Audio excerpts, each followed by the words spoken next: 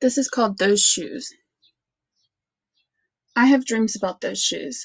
Black high tops, 2 white stripes. Grandma, I want them. There's no room for want around here, just need, Grandma says. And what you need are new boots for winter. Brandon T comes to school in those shoes. He says he's the fastest runner now, not me. I was always the fastest before those shoes came along. Nate comes to school in those shoes. Antonio and I count how many times Nate goes to the bathroom. 7 times in one day, just so he can walk up and down the hall real slow. Next, Alan, Jacoby, and Terrence each get a pair. Then one day, in the middle of kickball, one of my shoes comes apart. Looks like you could use a new pair, Jeremy, Mr. Affrey, the guidance counselor, says. He brings out a box of shoes and the other stuff he has for kids who need things. He helps me find the only shoes that are my size, Velcro, like the ones my little cousin Marshall wears. They have an animal on them from a cartoon I don't think any kid ever watched. When I come back to the classroom, Alan Jacoby takes one look at my Mr. Affrey shoes and laughs, and so do Terrence, Brandon T, and everyone else. The only kid not laughing is Antonio Parker. At home, Grandma says, "How kind of Mr. Affrey." I nod and turn my back. I'm not going to cry about any dumb shoes. But when I'm writing my spelling words later, every word looks like the word shoes, and my grip is so tight on my pencil I think it might bust. On Saturday, Grandma says, "Let's check out those shoes you're wanting so much. I got a little bit of money set aside. Might be enough, you never know." At the shoe store, Grandma turns those shoes over so she can check the price. When she sees it, she sits down heavy. "Maybe they wrote it down wrong," I said. Grandma shakes her head. Then I remember the thrift shops. What if there's a rich kid who outgrew his or got 2 pairs for Christmas and had to give one of them away? We ride the bus to the first thrift shop. Black cowboy boots, pink slippers, sandals, high heels, every kind of shoes except the ones that I want. We ride the bus to the second thrift shop. Not a pair of those in sight. Around the corner is the third thrift shop. I see something in the window.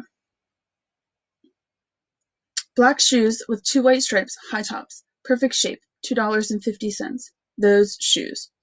My heart is pounding hard as I take off my shoes and hitch up my baggy socks. "How exciting," Grandma says. "What size are they?" I shove my foot into the first hole, curling my toes to get my heel in.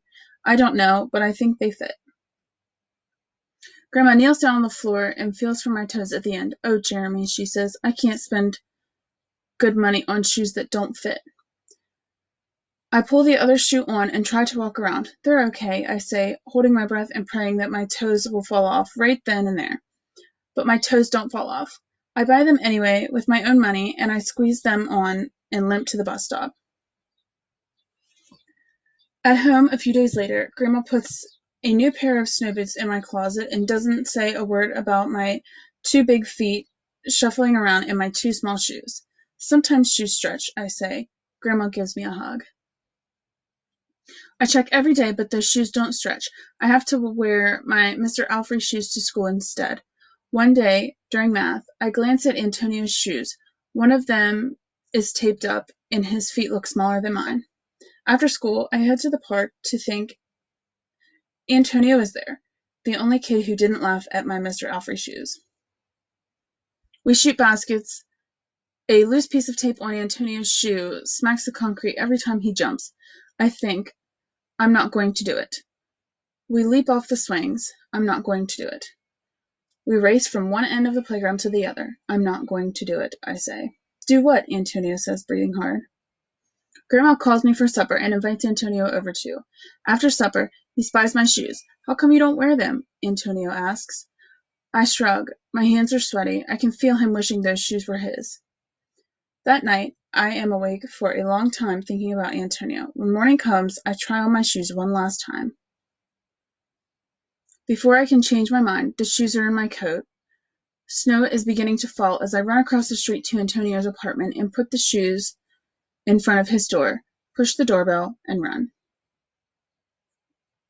At school, Antonio is smiling big in his brand new shoes. I feel happy when I look at his face and mad when I look at Miss look at my Mr. Alfrey shoes. But later, when it's time for recess, something happens. Everywhere there is snow. "Leave your shoes in the hall and change into your boots," the teacher announces. "Leave your shoes in the hall." It's then I remember what I have in my backpack. New boots. New black boots that no kid has ever worn before.